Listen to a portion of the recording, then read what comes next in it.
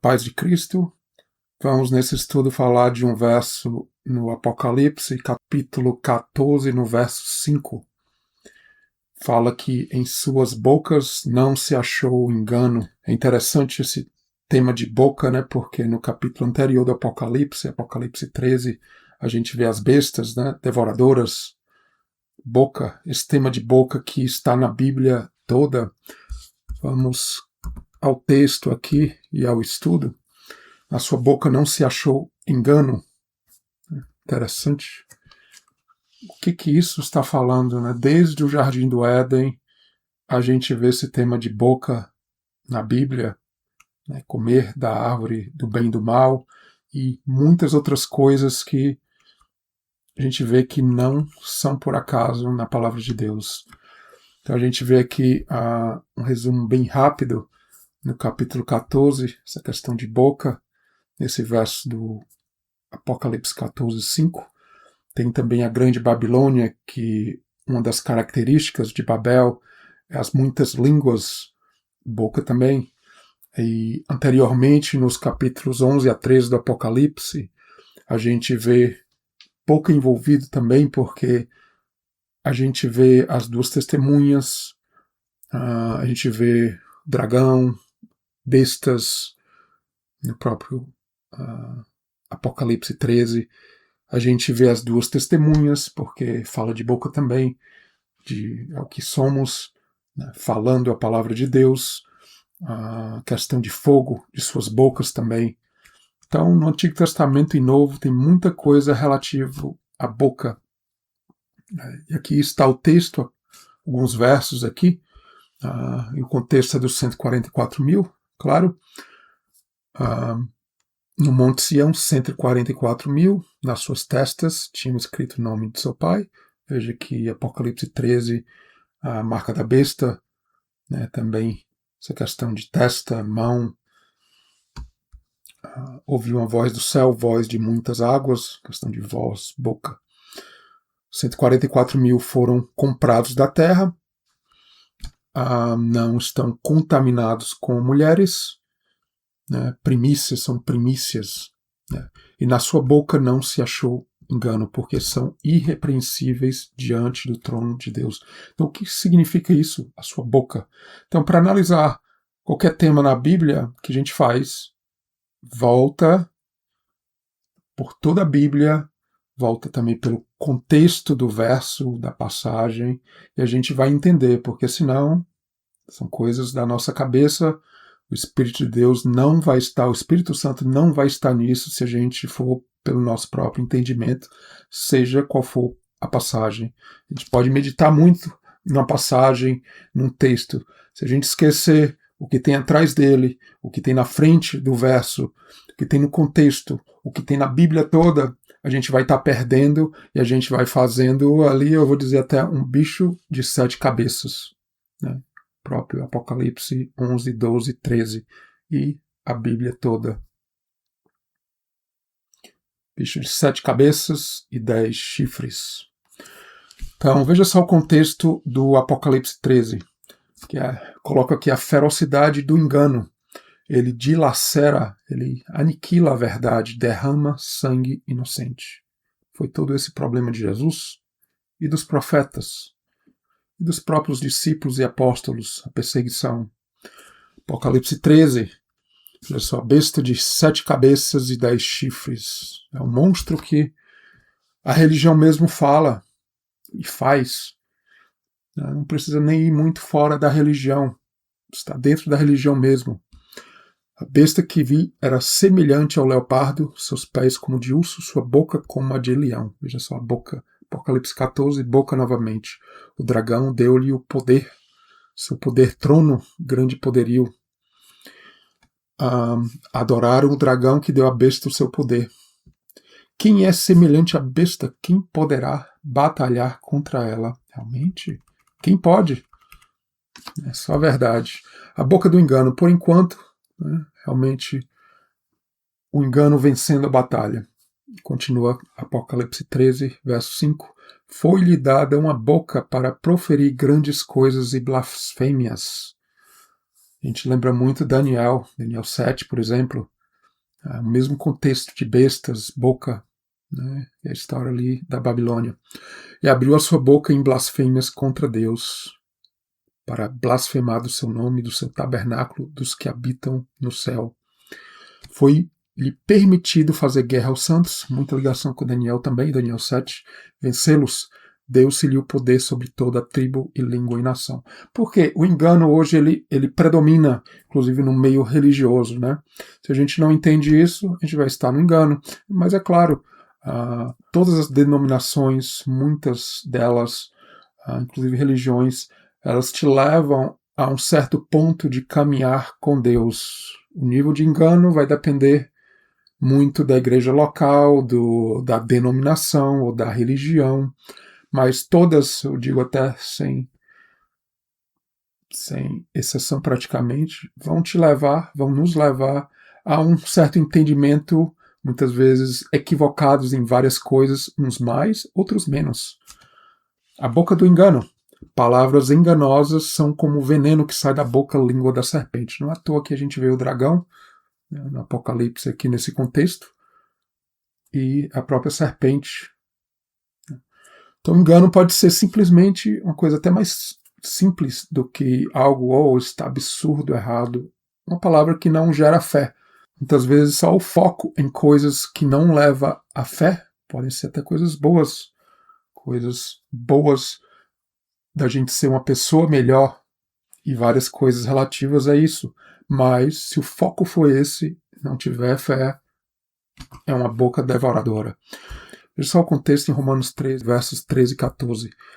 Falando ali, principalmente dos religiosos, né? O contexto ali é fé, e como a fé vai deixando toda a questão da lei do Antigo Testamento de lado, não de lado, mas não necessariamente esquecendo ela, mas vendo o Antigo Testamento e a lei como uma profecia.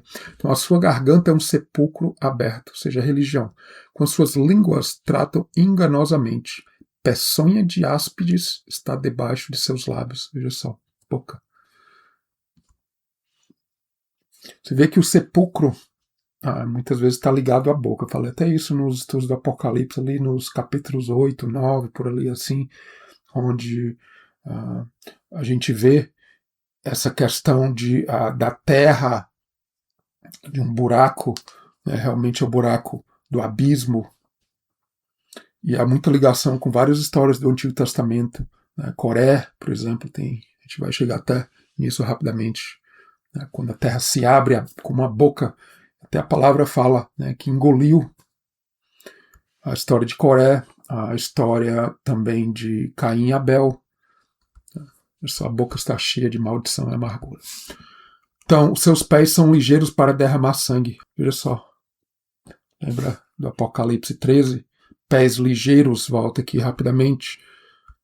Essa besta, semelhante ao leopardo. Você vê como o engano ele vai rápido para devorar o que a gente tem de melhor, que é ter Cristo, a verdade de Cristo, a verdade verdadeira, não vamos dizer assim, a verdade verdadeira de Cristo em nós. Senão, é meio engano, meia verdade se torna um engano. E é claro, nosso caminho, nosso caminhar para o amadurecimento em Cristo é deixando os enganos de lado. Sempre vai ter uma coisa ou outra que a gente não entende, que a gente vai mudar, que Deus vai nos mostrar, que Cristo vai nos levar a uma outra situação, é claro, se a gente estiver de coração aberto para sair da tradição, deixar as coisas de lado. Veja só, não é só deixar as festas, a bebida, ou isso ou aquilo, os palavrões, mas deixar as tradições de lado e querer ir para a verdade. Quanto mais a gente vai fazendo isso, mais Deus vai operando. Infelizmente, mais perseguição a gente vai sofrer. É claro, já deixo até aqui que nem sempre quando a gente é perseguido quer dizer que a gente está com a verdade. Isso é óbvio, várias religiões por aí se dizem perseguidas, não é o caso, mas a verdade sempre será perseguida. Isso realmente não tem como negar. São as palavras de Cristo. Não somos maiores que ele. Se ele foi perseguido como mestre, os discípulos, nós seremos perseguidos também. Espero que sejamos nós, né? A religião buscando a salvação pela lei, né? A continuação em Romanos, toda boca esteja fechada, por isso nenhuma carne será justificada diante dele pelas obras da lei. Todo o contexto ali do engano da lei, ou mais a lei como um tutor, né? Como a gente tem falado e a Bíblia fala, como Paulo fala, o Espírito Santo diz, a lei era o início de uma caminhada, né? Assim que a gente lida com crianças, né? Vamos aprender primeiro o básico, a ser uma boa pessoa, a aprender a justiça no nosso dia a dia, como evitar isso ou aquilo, para depois, e essa é a parte que tem que seguir também, assim como o Novo Testamento seguiu o Antigo, as duas coisas têm que ir juntas, né? As verdadeiras bestas, né? Bocas do engano. Então, Caim e Coré, como falei, a terra abre a boca. E a história de Balaão também é interessante, né? Boca da jumentinha. Eu falo isso porque a gente entra aqui no contexto de Judas. Teve um ou mais estudos até que eu falei de Judas aqui. A gente vai falar rapidamente toda a ligação com o livro do Apocalipse, com o livro de Daniel também. Né? Falando ali dos falsos mestres, né? Judas, a epístola de Judas tem apenas um capítulo. Estes, porém, dizem mal do que não sabem, naquilo que naturalmente conhecem. Como animais, veja só, bestas irracionais se corrompem. Então, muitos não sabem, não entendem porque o Apocalipse e Daniel falam de bestas, outros livros também, não entendem, mas tudo isso está na Bíblia. Ai deles, entraram no caminho de Caim, levados pelo engano do prêmio de Balaão, pereceram na contradição de Coré. Interessante, todos esses três personagens, a gente vê uma grande ligação com questão de boca, né? Até porque Balaão era o profeta, o falso profeta, que inclusive liga muito com o livro do Apocalipse, e a gente conecta com o falso evangelho, vamos dizer assim. Então, falsos mestres dos nossos dias, continua aqui em Judas no capítulo 1, só tem um mesmo, né? Daniel 7, a ligação com Daniel. Boca arrogante, né, bestas. Estes são murmuradores, queixosos da sua sorte, andando segundo as suas concupiscências, e cuja boca diz coisas muito arrogantes, muito, a boca grandiosa. Então, essas bocas são as mesmas bocas da besta ou das bestas que a gente vê em Apocalipse, Daniel. Não é difícil. A Bíblia, ela, é claro, a gente passando tempo com Cristo, buscando, deixando de lado tradições, buscando entendimento, é claro, é muita busca para isso.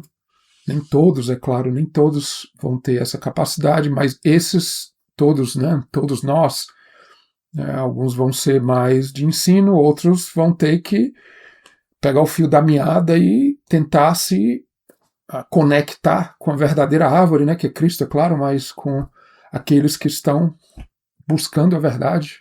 Essa que é a grande realidade. Continua em Judas aqui, no verso 18. Vos diziam que nos últimos tempos haveria escarnecedores, andando segundo as suas ímpias concupiscências. Causam divisões sensuais que não têm o Espírito. Inclusive, a gente acredito que até no próximo estudo a gente vai voltar a algum desses versos aqui. Essa tradução aqui, sensuais, aí, que tem, na verdade, é o homem natural, né, como Paulo fala em outra passagem. E em outro estudo, provavelmente é o próximo, a gente vai voltar a algum desses versos em um outro contexto, mais similar, onde a gente vê que essa palavra, na verdade, está ligada ao homem natural que Paulo falou, né, esses que não têm o Espírito.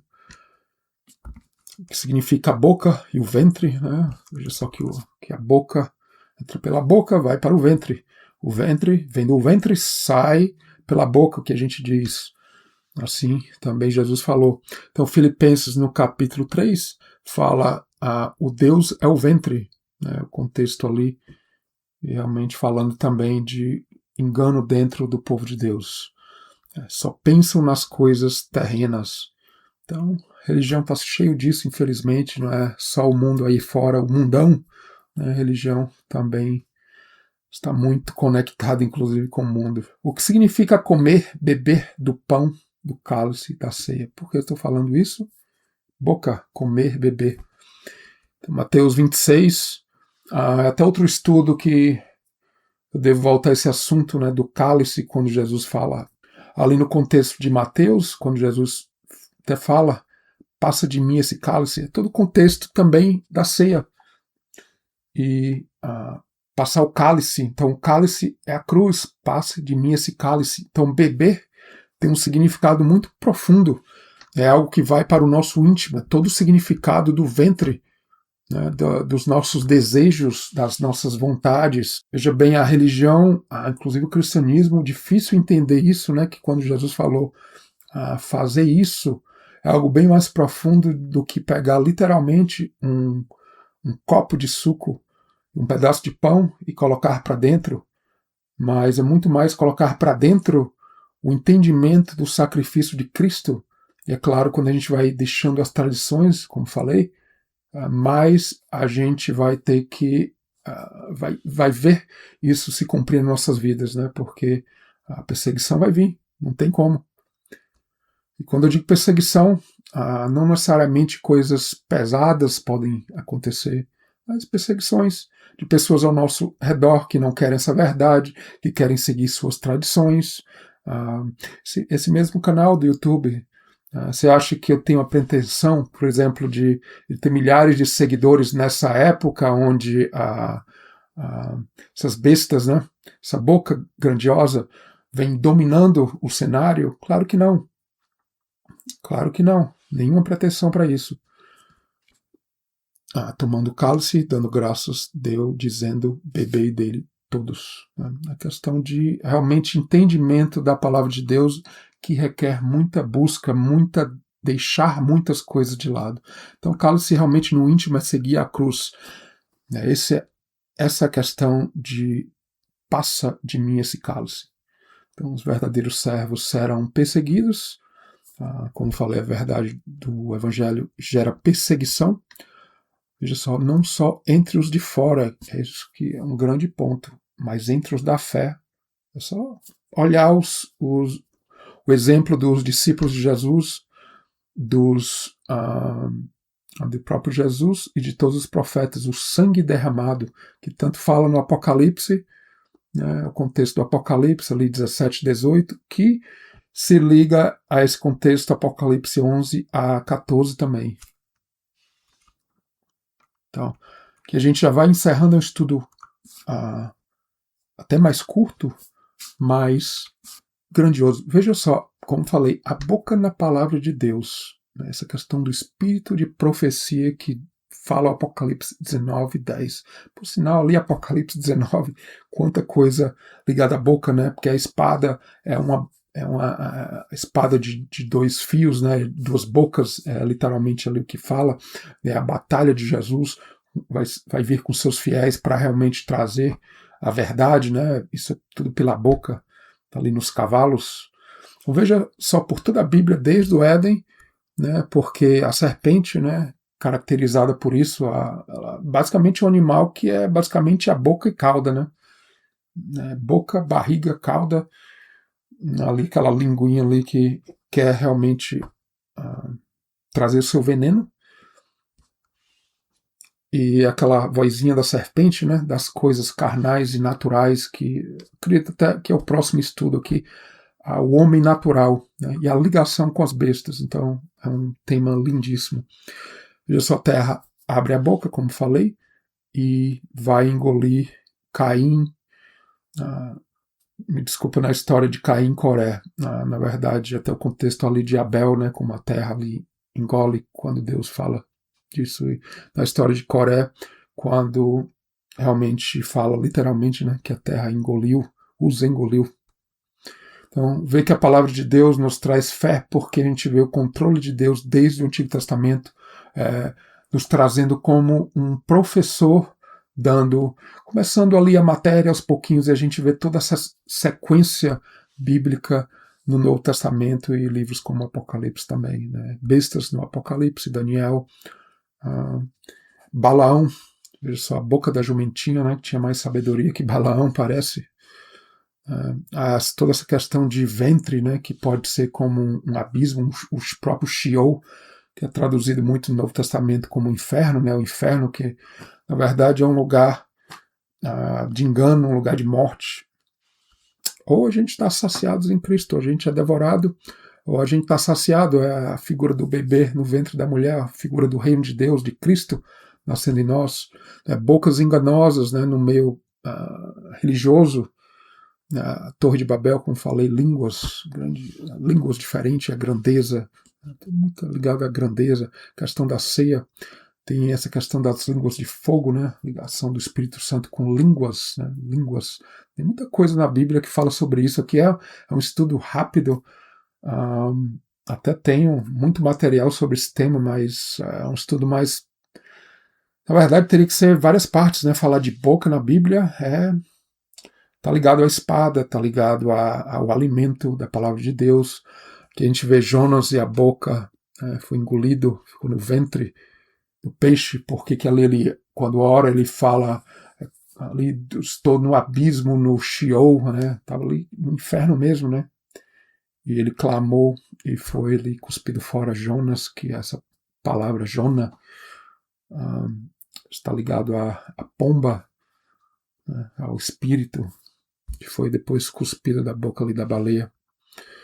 Então, o profundo significado da ceia, a gente já falou um pouquinho, e por mais que a gente esteja fazendo parte do engano, no final, e ao final do Apocalipse, os julgamentos de Deus em vários livros, várias passagens, a gente jamais vai poder ir contra e ser maior do que do elemento mais consumidor da Bíblia, que a Bíblia mostra, o fogo consumidor, né? Deus é um fogo devorador, no original um fogo que devora, porque o elemento mais consumidor provavelmente desse nosso planeta, universo, é o fogo.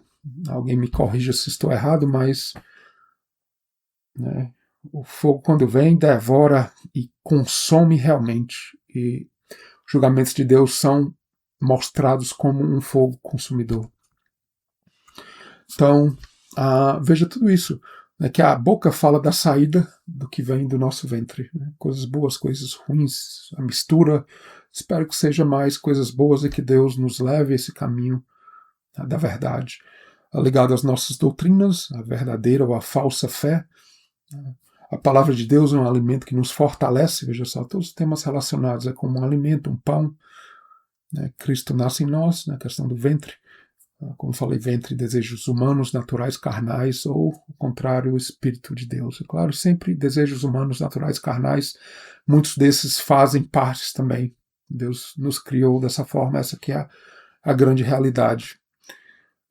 E o amadurecimento em Cristo, né, nos faz crescer nele, né, nele em Cristo, ou nós nos engrandecermos, toda a figura da Torre de Babel, dessas grandes bestas, né, dos gigantes na Terra Prometida, né, da grandeza própria. Todo esse tema é um tema lindíssimo, a gente já falou em vários estudos aqui. Então esse alimento que nos faz crescer em Cristo, se esse alimento não tiver tanto de Cristo, como o próprio ditado, acredito que não é nem bíblico, a gente é o que a gente come. Se a gente come muitas coisas que não tem Cristo, às vezes pensando que tem Cristo, mas a maioria não é de Cristo, a gente vai crescer grande sem ter Cristo. Estou falando isso no mundo espiritual, não no mundo natural. O mundo natural nos ensina muitas coisas como é o mundo espiritual. Não é interessante como Deus nos cria, mostrando as coisas naturais parecendo com semelhança das coisas espirituais para que a gente possa entender. Né? Então, com isso, que a gente não seja engolidos pelo engano, isso é o processo até natural quando a gente inicia, a gente só não pode ficar nisso. Então, que é o nosso próprio pensamento, em oposto a seguir a verdade da palavra de Deus, que requer muita coisa ser deixada para trás. Né? Mas é isso. A verdade da palavra de Deus seja o nosso guia e a gente continua em seguida.